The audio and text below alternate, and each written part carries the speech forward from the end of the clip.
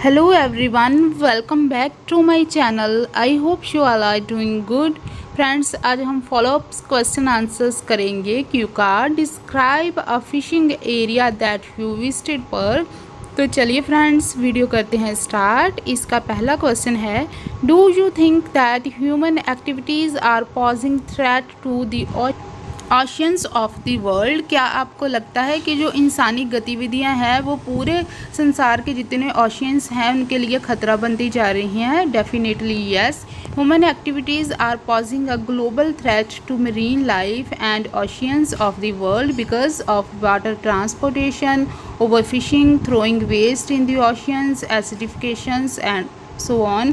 सो कहते हैं human activities का मरीन लाइफ, समुद्री जीवन और ओशियंस पर काफ़ी इम्पैक्ट पड़ता है। उनके लिए ह्यूमन एक्टिविटीज़ ख़तरा बनती जा रही है क्योंकि लोग वाटर ट्रांसपोर्टेशन करते हैं, ओवर फिशिंग करते हैं और जो वेस्ट है उसको ओशियंस में थ्रो करते हैं और लोगों की एक्टिविटीज़ की वजह से बहुत ज़्यादा एसिडिफिकेशन हो सकती है, काफ़ी एसिड रिलीज़ होते हैं ओशियंस में। As a result there are some species of marine life which come near to extinction. इसके कारण क्या होता है कि बहुत सारी समुद्री जीवन की जो स्पीशीज़ है वो अभी खात्मे की कंगार पर पहुंच गई हैं। Additionally, the pollution from the human and factories are a global threat to the ocean and important water bodies. सो जो पोल्यूशन है जो फैक्ट्री से रिलीज़ होता है, जहाँ ह्यूमन एक्टिविटीज़ की वजह से होता है, वो पूरे ग्लोबल लेवल पर ओशियंस और दूसरी वाटर बॉडीज़ के लिए एक ख़तरा बन गया है। What do you think are the advantages and disadvantages of traveling on the oceans? Oceans पर ट्रैवलिंग के क्या फ़ायदे, क्या नुकसान है? While it is rightly said that every coin has two sides, जैसे ये ठीक ही कहा गया है कि हर एक सिक्के के दो पहलू होते हैं, दो साइड्स होते हैं। Similarly, traveling in the oceans have numerous pros as well as cons. समुद्र पर ट्रैवलिंग के बहुत ज़्यादा फ़ायदे होते हैं और नुकसान होते हैं। If I talk about his brighter side, अगर मैं इसके पॉजिटिव साइड की बात करूँ, one can explore marine species in a better way. So समुद्री जो स्पीशीज़ है उसके बारे में कोई इंसान एक अच्छे तरीके से एक्सप्लोर कर सकता है, इंफॉर्मेशन गेन कर सकता है। Beside it helps to give a break from the monotonous routine. So एक जैसी रूटीन से भी ब्रेक मिलती है, हमारी लाइफ में कुछ नया होता है। Additionally people can feel safe, enjoy mesmerizing beauty of the nature and rejuvenate themselves. इसके अलावा लोग अपने आप को सेफ फील करते हैं, कुदरत की मंत्र मुक्त कर देने वाली ब्यूटी को एंजॉय करते हैं और अपने आप को तरोताज़ा महसूस करते हैं जब वह ओशियंस के पास होते हैं। However the natural risk is always high in coastal areas on the down side. So अगर हम डाउन साइड की बात करें, नेगेटिव आस्पेक्ट की बात करें, तो नेचुरल रिस्क होते हैं कोस्टल एरियाज़ में। Moreover some people can get heat stroke and skin burning problem if they spend too much time in the direct sunlight.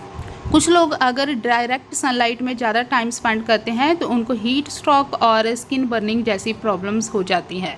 Now the third question is, do you think it's important for children to learn how to swim? Swim कैसे करना है, क्या बच्चों के लिए ये सीखना ज़रूरी है? Without a shadow of a doubt I would say yes. बिना किसी संदेह के मैं येस कहना चाहूँगी। It is crucial for the offsprings to learn swimming.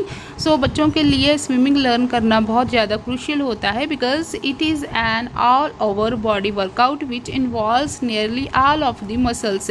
सो ये पूरी बॉडी का वर्कआउट होता है और इसमें लगभग हर एक मसल्स की ज़रूरत पड़ जाती है। What is more, it helps them stay relaxed and it is a good way to elevate stress. So ये रिलैक्स होने का एक अच्छा तरीका है और स्ट्रेस को रिड्यूस करने का एक अच्छा तरीका है। More over because of the skill they not only become the life saver for themselves but also for other in the case of emergency. so इस स्किल की वजह से एमरजेंसी के केस में वो दूसरों के लिए लाइफ सेवर भी बन सकते हैं और अपने लिए भी बन सकते हैं। Next question is, do you think that it is important to learn about oceans and why? क्या आपको लगता है कि ओशियंस के बारे में लर्न करना इम्पॉर्टेंट होता है और क्यों? According to my perspective it depends upon the individual's preference. मेरे अकॉर्डिंग ये इंडिविजुअल प्रेफरेंस पर डिपेंड करता है। If someone has interest in exploring ocean's life then definitely he और she can learn about the oceans. अगर किसी इंसान का समुद्री जीवन में इंटरेस्ट है तो डेफिनेटली उस से इंसान को लर्न करना चाहिए ओशियंस के बारे में। Otherwise basic knowledge is enough for other individuals, और दूसरों लोगों के लिए बेसिक नॉलेज काफ़ी होती है। I reckon ordinary people are happy to see ocean videos without a motive of getting information. आम लोग क्या कहते हैं कि वो ओशियन वीडियोज़ को देखना पसंद करते हैं बिना इसके बारे में इंफॉर्मेशन लिए। They yes do it for entertainment purpose, ये मनोरंजन के पर्पस के लिए ही ऐसा करते हैं। Now the next question is, do you think ocean should be protected by international agreement?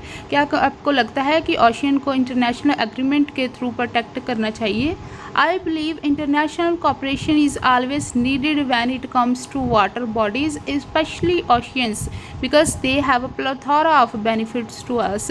मुझे लगता है कि इंटरनेशनल कॉपरेशन की हमेशा ही ज़रूरत पड़ती है जब वाटर बॉडीज़ की बात होती है, ख़ास तौर पर जब ओशियंस की बात होती है, क्योंकि ओशियंस के हमारे जीवन में बहुत ज़्यादा बेनिफिट्स होते हैं। Firstly, ocean water serve as a source of food and valuable minerals such as salt.